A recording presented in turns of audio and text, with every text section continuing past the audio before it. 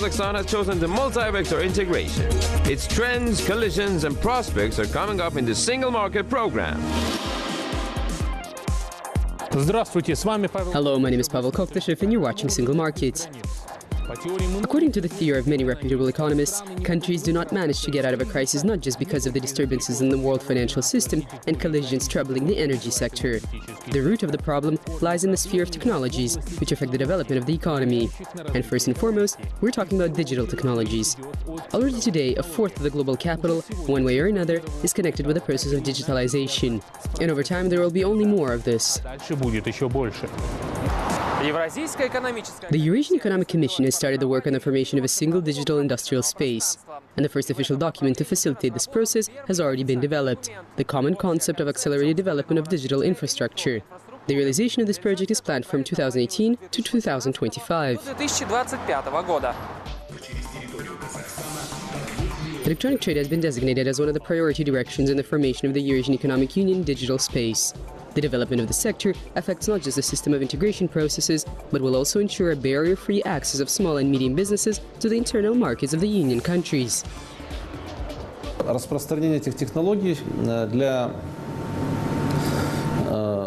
The proliferation of these technologies for the economy will have an impact of a rapid rise in efficiency and a decrease in material consumption. Therefore, per unit of resources, we will be producing a much greater volume of products than at the moment. Today, on the territory of the Eurasian Economic Union, a number of software solutions have been launched which considerably ease interaction in the trade sector between the member countries. One of such products is the Eurasian Electronic Portal. It was developed by Kazakhstan specialists from the company Mitwork. The Eurasian Electronic Portal is intended for conducting purchases using whatever methods in order to ensure the connection of the business quasi-sector, businesses with businesses, and to offer an instrument for absolutely transparent procurement procedures. This service is meant to target commercial enterprises. On average, daily, 25 new suppliers register for it. The spectrum of functions of the website is quite universal. Its users can realize purchases and sales of goods, choosing from one of the possible 40 options. Over the half a year of the functioning of this service, bids for tenders amounting in total to 100 billion tenge have been conducted. In September, we're going to spoil our clients with additional offers. They include electronic financial services such as electronic banking guarantee, opportunity of getting an electronic receipt of a business agreement. This is very interesting for suppliers. In tandem with the Eurasian Electronic Portal, there is a website which allows for a legally binding document exchange within the framework of edoc.kz. It provides the possibilities to formalize and agree upon a legally binding contract which accompanies a purchase deal in accordance with all the rules and laws. The contract is sent to the supplier for approval through our portal. Therefore, nobody needs to travel anywhere and/or send paper versions. After the agreement of the supplier is secured, it is signed with the supplier's electronic signature and the client's electronic signature. Therefore, both sides have to sign it. According to the law on digital and electronic signatures, this is a legally binding document. After all the procedures, the document is kept in the portal's database. And in case its physical version is lost or damaged, then its virtual original version can be accessed and printed again. For the client, there is also a process of integrating its operations with the portal with regards to accounting systems. All the data on payments and the contract price are entered into the accounting systems and are tracked further. According to the developers, this resource will help reduce the cost of storing archives by up to 80% and the cost of paper supplies, stamping and delivery by up to 70%. This way, the labor productivity coefficient will rise right away by 25%. In addition, not just the markets of the Integration Union will become accessible for the businesses of the Eurasian Economic Union countries, but also markets of countries abroad.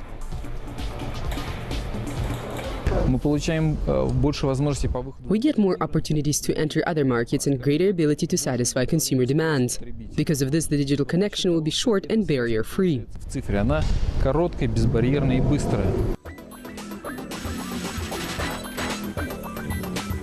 Within the framework of digitalization of the Eurasian Economic Union, in each of the member countries an information system will be created. This single unified system will collect the data of documents that accompany the movement of goods, including information on concluded deals, the parties involved, as well as the titles and volumes of products.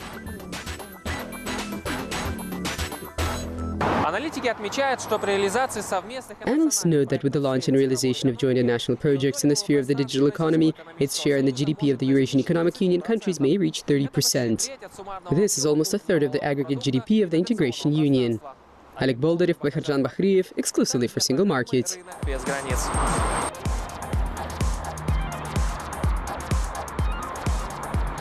На 10-м Астанинском экономическом форуме. At the 10th Astana Economic Forum, which was held in June of this year, Kazakhstan's President Nursultan Nazarbayev noted that in the international rating on competitiveness, according to the International Institute of Management Development, in 2017, the country was ranked in 32nd position.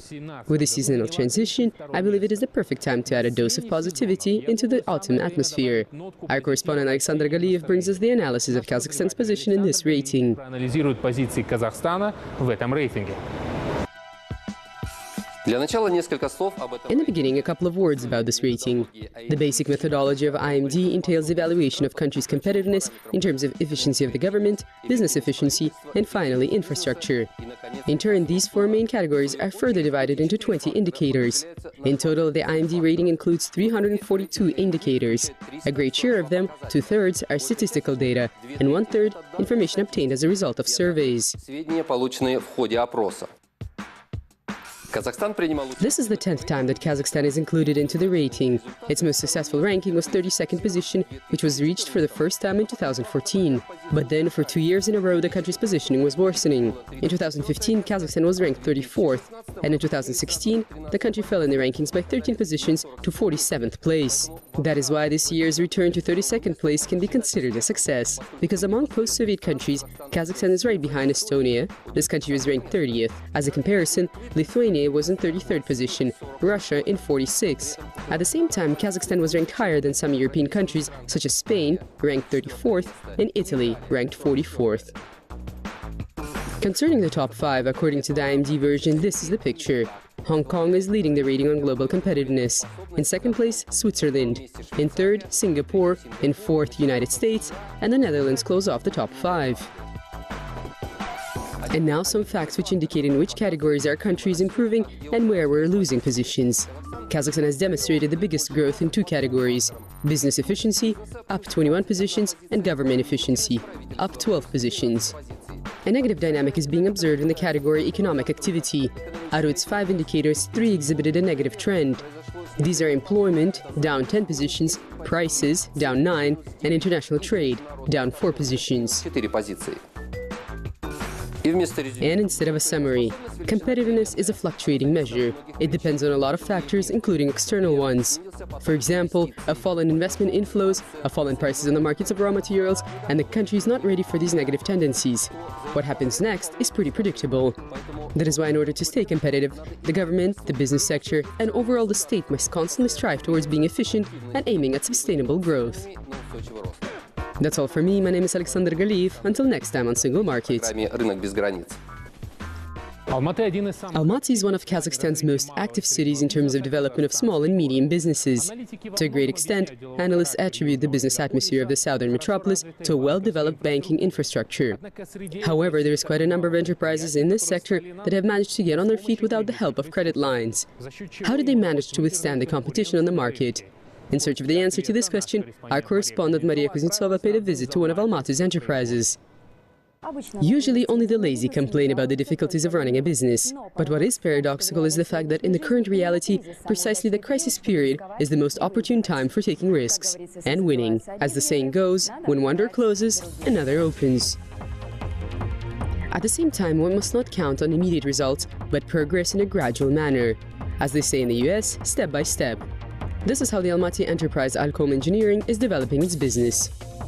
In 2012, the Arzhanov brothers rented a small shop on the outskirts of the southern metropolis. They installed the equipment, which was purchased from their own pockets, and launched their production of steel doors. For 3 years, the personnel number has increased from 7 people to 70. They've expanded the production capacity of their enterprise by 16.5 times. Производительность у нас самая высокая в Казахстане, то есть 500 стальных. We have the highest production rate in Kazakhstan, 500 steel door units, over 7 retail stores in Almaty. We have branches and dealers in other cities of Kazakhstan. Today we are the largest manufacturers of steel doors in Kazakhstan. We just have not heard of anyone else with greater production capacity. Что кто-то больше делает. This company does not just boast high production volumes, but also high quality and more efficient products, even though the sector is characterized by a highly competitive environment. An internet search for production of metal doors would bring up 385 hits in Almaty city alone. This begs the question, how did this enterprise manage to gain their rightful place on the market?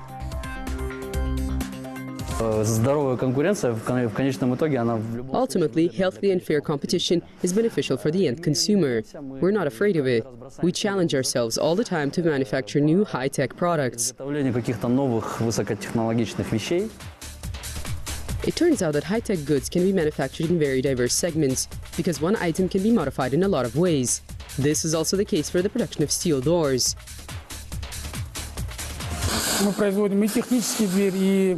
We produce industrial doors, fireproof and security doors, doors for the private residencies and the construction industry.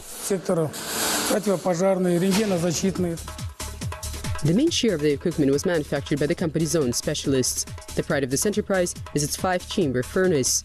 Acquiring this furnace from a foreign company would have required an expenditure of $80,000. But this engineering marvel cost 4.5 million tenge, therefore 6 times cheaper.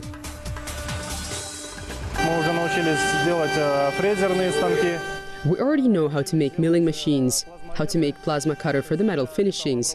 Overall, we're achieving a pretty good level of quality. We have even managed to already sell a number of machines. The manufacture of machines is a new and additional specialization of this company. In terms of this product, the company is ready to compete with Russian and Chinese companies, launching forth very solid arguments. The machines of the quality that we're offering in China are 2 to 3 times more expensive.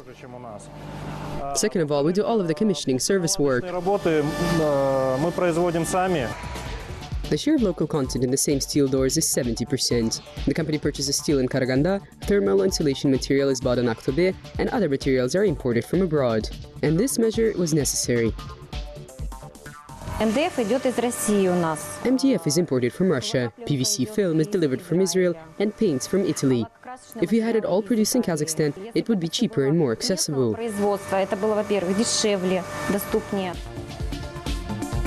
This would be ideal. But considering Kazakhstan's economic environment, 70% of local content is also not a bad result. What's more, a balance of price and quality of products has been attained through the optimization of production. This is precisely the approach that at some point in time helped Almaty's enterprise Alcom Engineering become one of the suppliers of the international exhibition complex Astana EXPO 2017.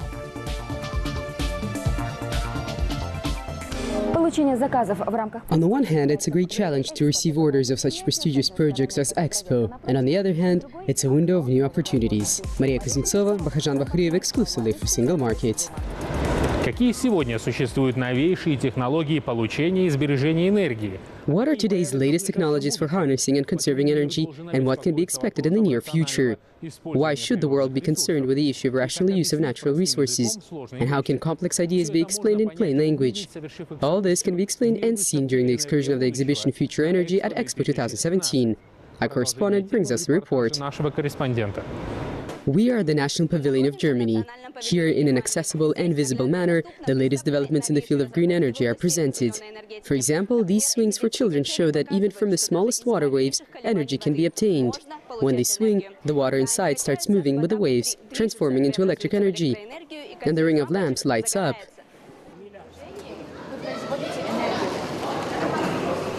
Inside there is a hydro turbine or a river-run power plant of the German company Smart Hydro Power. The first launch of the project, which uses the innovative turbine, happened in 2011. And today there are more than 40 stations like this in the countries of Europe, Asia, Africa and Americas. And unlike traditional hydroelectric stations, these are considered to be green energy stations because they're environmentally friendly.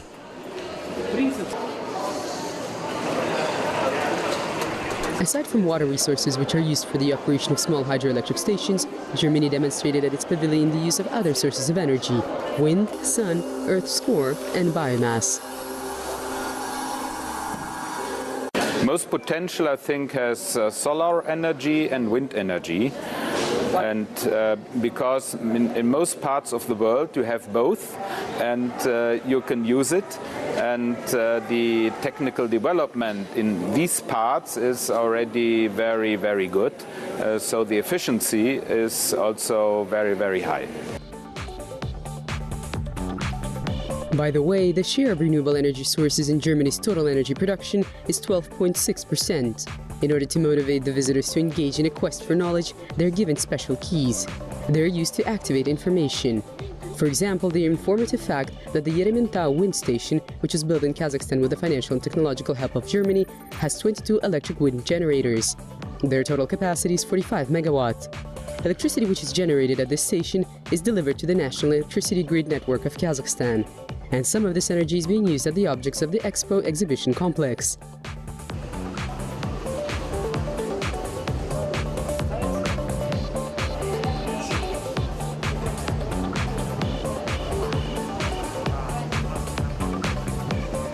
And this exhibit illustrates the work of the solar power station. At this pavilion, Germany presented the newest models of photocell panels, which have not yet entered mass production. And German specialists working in the sphere pay special attention to their developments. The total capacity of the solar power stations that have been set up all across the world is 40,782 megawatt.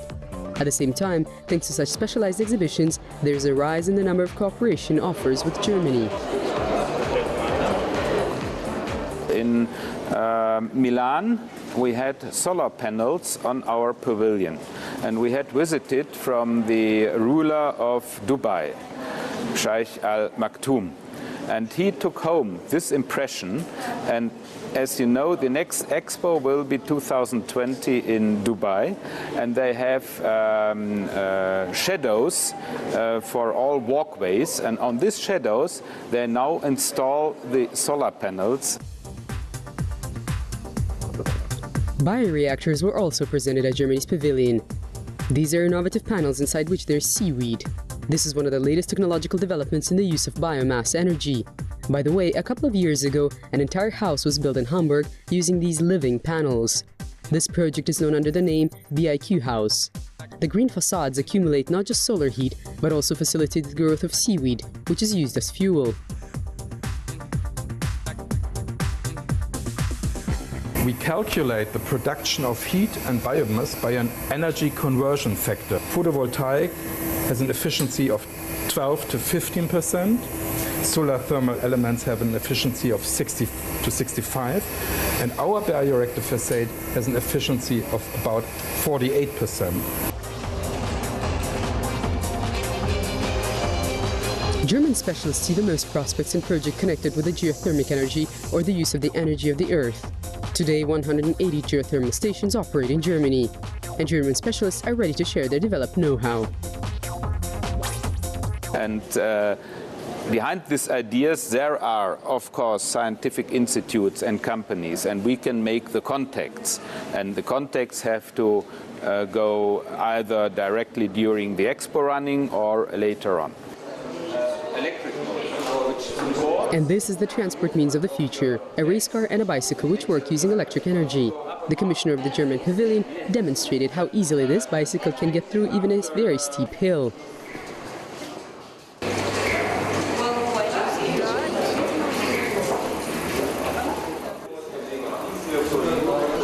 Everything that is showcased at this pavilion proves once again that in terms of development of energy and green technologies, Germany is looking many years ahead and is not afraid of creative solutions.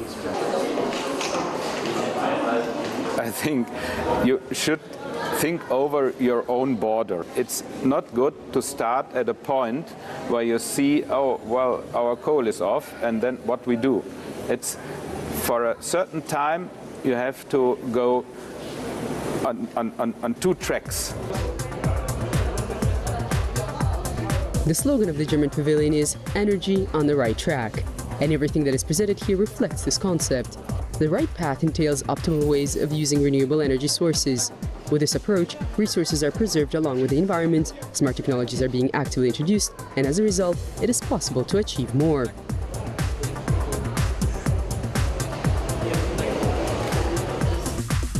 So it turns out that a balanced approach is the only right path towards success. Production control does not make sense without smart consumption. The interactive table best exemplifies that this problem can be resolved only collectively. And this perhaps is the most important message for the visitors of the German pavilion. Natalia Romanenko, Pavzizhan Yusupov, exclusively for Single Market.